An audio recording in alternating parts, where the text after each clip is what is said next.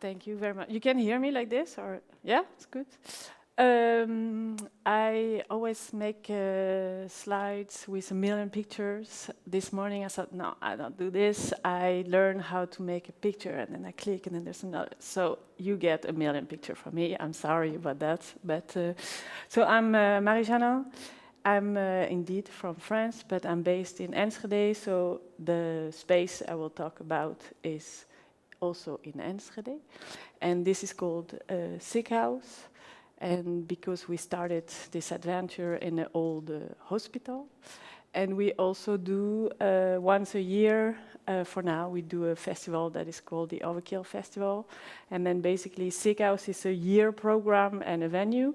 And everything we are learning, discovering, developing with the artists, game makers, and our public comes at the end of the year in the shape of a celebration event, which is the Overkil Festival. And like its name says, it's a lot of things. Our space looks like this at the moment. The goblins are us, you, if you come. This is a space we opened in February after 2 years without a fixed venue, and then some other years with other venue. It is in Enschede. I was not sure who would come to this place. I don't know who knows Enschede, but when I talk about this in other countries, nobody heard about this. So Enschede is here. It's the other side of this country, but it's actually not that far with the train, 2 hours and a bit, and then you're there. And but it's part of, this is important for when we talk about space, because it's not the same thing doing something in Rotterdam where there's a lot of things happening, a lot of very specific spaces, and doing something in Enschede where we have less venues, we have also less people, but the needs are the same. Like there's different kind of people, there's different creative ways of doing games. So it's just the scales is a little bit.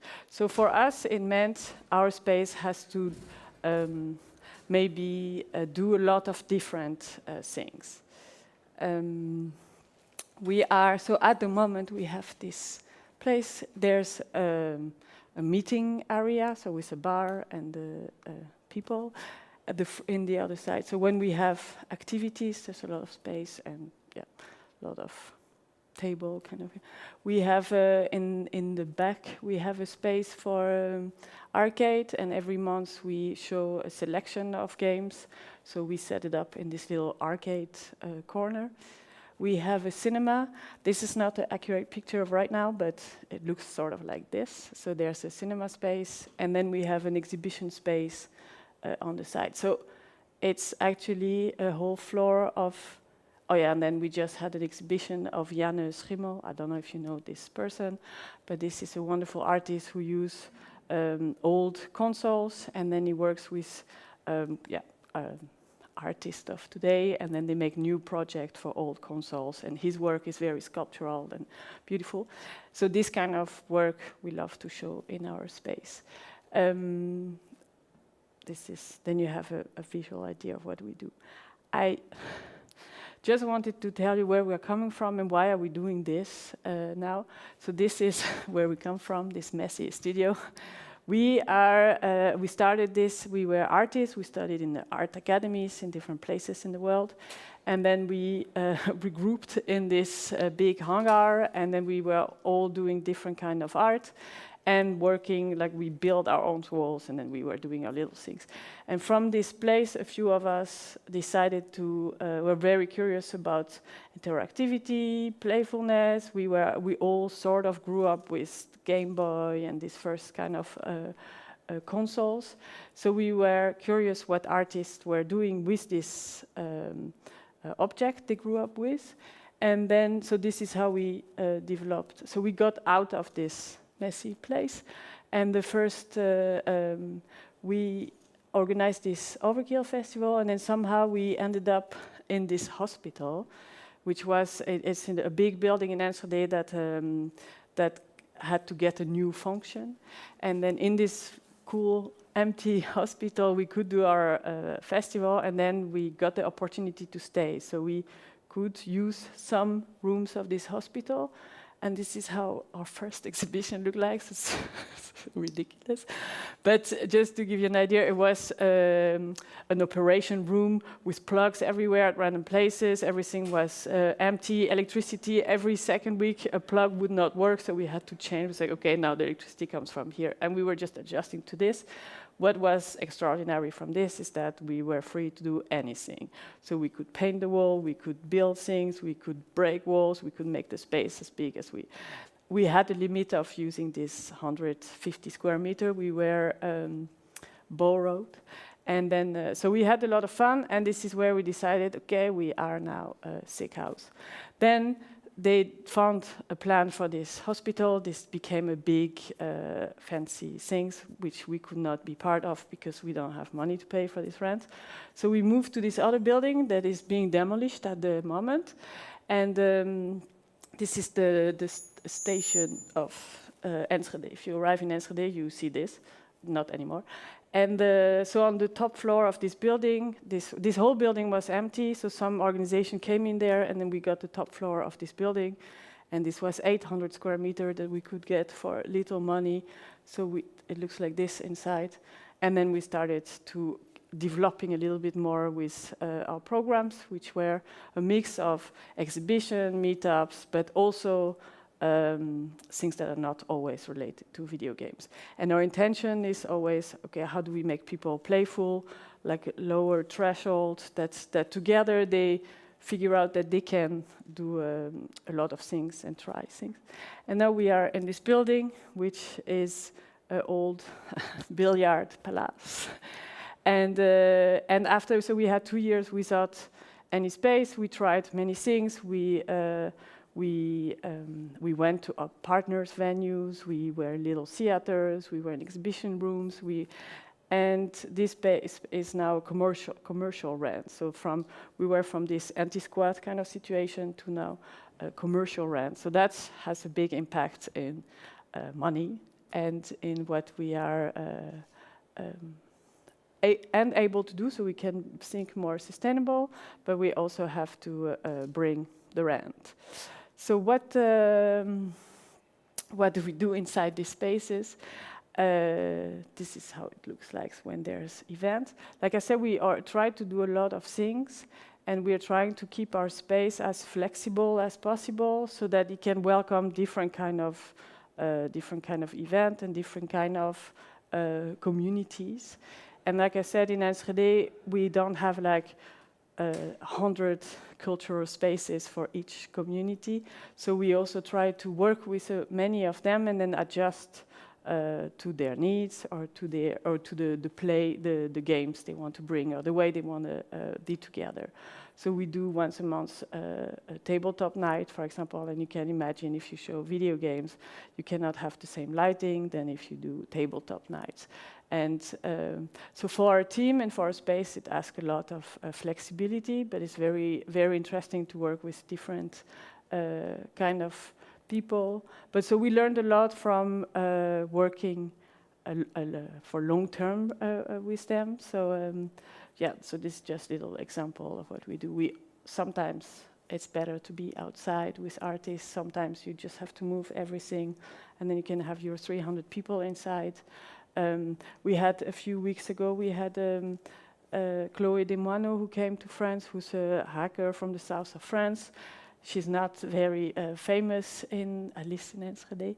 And then we had a film session planned with her, and then only 5 people came. So we thought, okay, our cinema with 5 people is a little bit sad. So we thought we were group, and then we thought we do the first part of the session outside with a drink with these 5 people, and then made them feel a bit more confident, and then to show the film. Then later it was. So this is something we try to do a lot as a space to adjust, to accept when we are not full in the room. And then to be kind, understanding, and then do this very much together. So this is what I wanted to share about this space.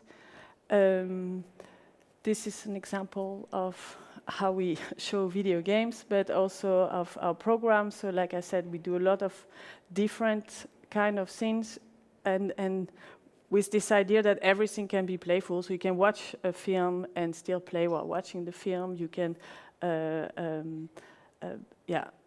but at the same time, it's not always for the same public.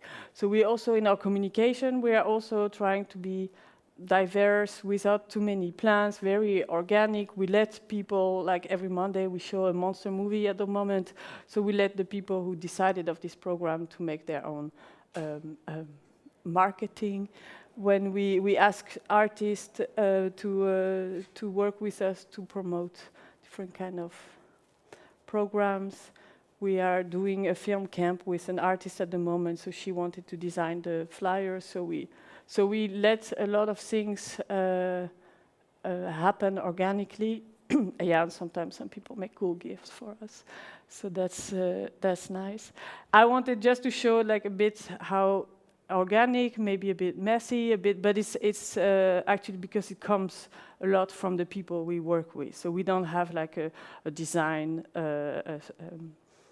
How do you say, like a chart, or we don't. So we let a lot of things be the way people want it to be, and then we just try to bring it together. Colorful is maybe the chart. So this I was asked to give tips and tricks. I don't really have tips and tricks. If you want to have a space, I think it's like you have to have patience and people who want to work with you.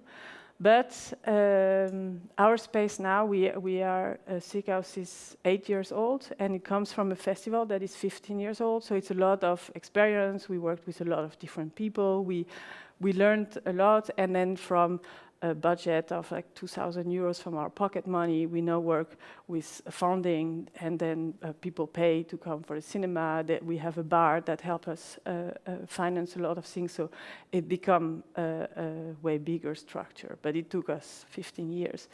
But while we had these 2 years without a space, we discovered that there's actually a lot of space available in our world, and they're not all necessarily expensive. They just offer different things.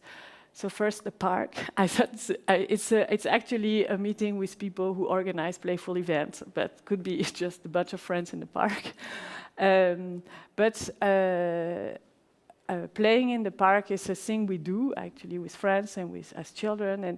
But playing in the park with and talking about video games can also make a lot of sense. We don't always have to have our computers with us to talk about what's happening. And being in the environment that is relaxing, that is open, that is outside, can be very nice. So I would invite you to, if you think about meetups, sometimes the park is actually the better place. We worked with the library of our city, of Enschede, and actually, especially in the Netherlands, there's a lot of money invested in library to have this Fab Lab, so that they want that more people get used to technology, to 3D printers, and there's a lot of workshop on the side of related to literature, to learn how to use all the software we have to know. For example, there's like workshop how to learn how to use DigiD or this kind of things for all kind of communities. So the library are actually places which have a quite diverse public, and it's also very interesting then to go there and then meet new kind of people who could play your games, but that could also have a very interesting input for your event. So I know, for example, the library of Tilburg is really, really cool. And yeah, so I think it's interesting spaces to look into. We organized a lot of our event in the co-working space. So they were using the space during the day, they were working all the time, but they were doing almost nothing in the evenings. And then we asked if we could come in the evening, and then for little money, we could have 2 or 3 events a week in this space. And then we spent, so it looks like an office. It's not easy to make it cozy and everything, but with a bit of light, if you play around the table, it actually can work for many things. So this is also sometimes sharing your own space, but also asking people to share their space to do your thing is actually possible. That helps everybody with money. And then a thing we are doing more and more is that we are traveling around to see, okay, how are people meeting, what kind of space they have, and how can they gather. So I just put a few example. A few example here. So the Fluid Space is a space in Marseille, and they moved quite a few times. They meet once a week on Wednesday. This is the thing they have. They meet once a week on Wednesday. They are a trans-feminist hacking space, so they have this in common. And then now they are renting a little space in a big art collective. So a lot of people have little studios, and they have one of the studio. It's 26 square meters. So they said if you're more than 12, it's too much. There's no windows. So they do this as like they have their base. They can store some of their things, and then they're happy to have this regular meetup. But they do most of their things outside of this space. So it's just like a place to find each other, to do other things. And they organize, what I thought also was really interesting is there is no hierarchy in their organization. They just open on Wednesday. So somebody has to propose a program. This person then takes care of opening the space and setting up the way they want, and then whomever wants come. And they are doing all of this on their Signal chat. They have access to this little iPad thing, and then they do everything from there. So it costs them the rent of the space, and then in terms of organization, this is just they do this all by themselves, all together. I mean, and then to have access. Also, I thought this interesting to protect this space. So to get access to this Signal group, you have to be invited by somebody who's already in the Signal group and have a kind of like trust passage. Another group that is actually also from Marseille, but I thought, okay, space doesn't necessarily have to be a physical big thing where you do a lot of things. This Pompon Club, they are a group of French-speaking queer makers, and they like to make games, but they don't necessarily like to meet in a physical space. They find this maybe like too overwhelming, or they don't have the time for this, or they don't necessarily want to leave their home. So they meet a lot on Discord, and they organize very long game jam.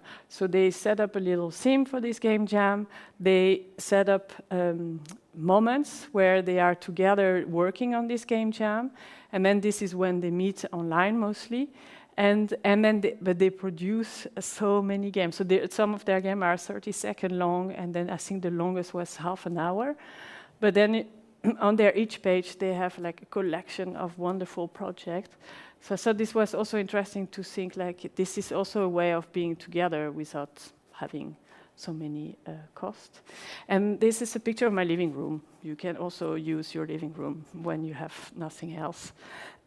And then, small can be very interesting, and for the artist and for yourself, not to become too overwhelmed by all the needs a venue has, and by the number of people who come. So sometimes a discussion between two artists that you just record on your phone because you want to share it maybe one day is actually quite precious. And this is what we did here. Now this is on our YouTube, but it did not have to be necessarily. I just want a few things that I think are important as soon as you have a space is that you have to have some kind of rules that people would have to respect to make sure we are on the same page. And how you bring these rules are also part of what you're going to get from your community. So we have a written code of conduct with words and text. But at the same time, we realize if we put this in our space, people are aware we have a code of conduct, but they don't really read it. So we tried to transform it into something like this. So you should still read our code of conduct if you come to our place. But this helps a lot, and this is easy to put everywhere in our space, and this helps a lot. Yeah, I don't know, people react to this, and people like, it's a little bit more, it creates more interaction. I think also an important thing is to say what you're standing for, so that you don't have to have an opinion on everything, but if you have one, it's good to stand with it. So we are working with Palestinian voices in games, and this is something that is, it's a beautiful project. It's a network of people like us, and that helps makers from Palestine to develop their project.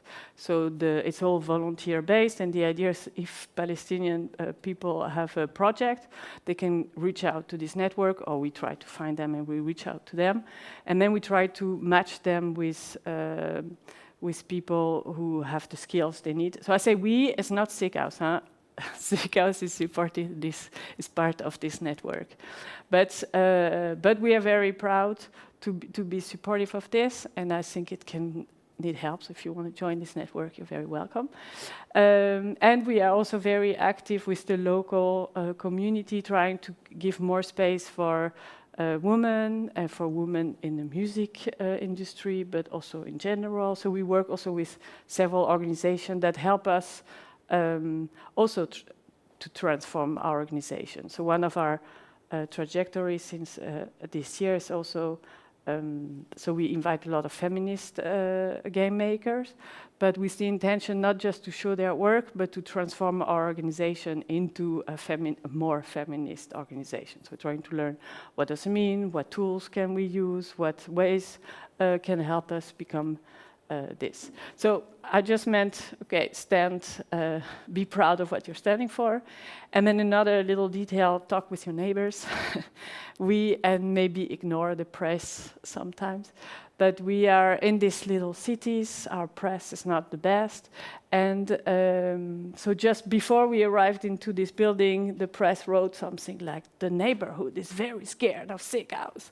And we did not step in yet, that we were already welcomed by worried neighbors. And it took us 1.5 years to get the neighbors from very worried, not understanding what the things we were doing. So they, we do this very weird and a little bit niche program. We have a community that is very active but very artistic, so they also have, maybe they don't fit to all the neighbors in some ways. And so they had a lot of worries and very little understanding of what we did. But they were needed to get a permit, so they were needed there. Not their approval, but they had to be at ease for us to get our permit. And then from meetings, very difficult meetings where everybody's very aggressive and telling us that they are working and they are very important, we managed to get them offer us plans for our opening. So this is the little message they send us for the opening. And now they have a better understanding of what video games can do, so that's also nice. They're not yet coming to our event a lot, but who knows. But that's also important and actually very interesting, even though what we are doing is not necessarily meant for them, it's also sometimes interesting to confront ourselves to people who are not from our little bubble. I think that I have to stop, but that was it. You. That's it. Wonderful. Thank you so much for this amazing talk. Who has a space here? Does anyone have a space or want to set up a space? Or thinking of creating something where people come? Yeah, you. Can you tell a little bit more about it?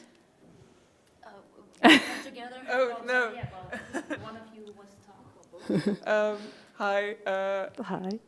For me, I just came because I'm studying at experimental publishing at the Willem de Koning Academy.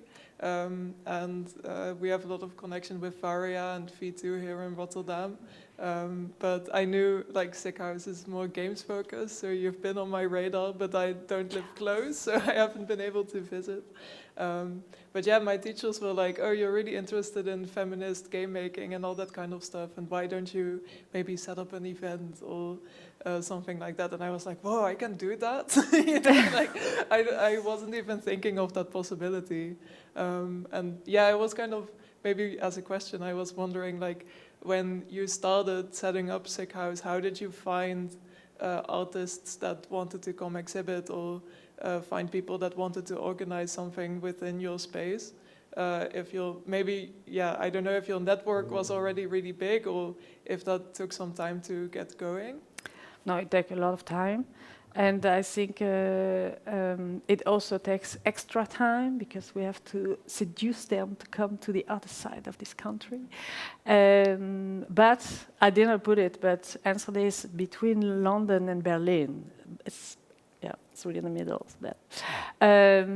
No, I think it's a lot of trust you have to build, like, so that you, and we are trying to put ourselves where the artist and the maker needs. So there's not always, we want to exhibit something about feminism. We are trying to say, okay, what can we do to make feminism get more space, or to become ourselves more feminist, and then we see, okay, if you want to do something about feminism, I think, okay, how can I help you do this, and where is the best place to do this, and what is available, and then this is how we developed our network and our ways of working. So it's, yeah, it always starts sort of like the people next to you, and then they know somebody, and then you visit something, and then you meet somebody like, ooh, you could come, and so it works very slowly. But I think it's very nice that it's slow and that it doesn't have to be. And it also takes a lot of time to do this. I always go to events, I'm like, look, there's so many people. And then but actually, with the time, I think intimate things are also very valuable. And so you have to accept where you are, what you're talking about, who are you talking with, and what it does to them. And so I think at the end, that's how we developed our thing. So, but there's a lot of interesting people who are making cool project games around feminism. So. And you were also wanting to. Hi, so I'm an immigrant, and that makes me sometimes face some problems when I want to achieve something. So I'm an artist, and I have a group of artist friends, and we decided that we want to create space for artists, actually. We're based in The Hague. And that was tricky because you need to learn the country, how it works, how people find connections here. That's why I was so interested in this talk. And what we found is that sometimes we're just doing our work and people notice us.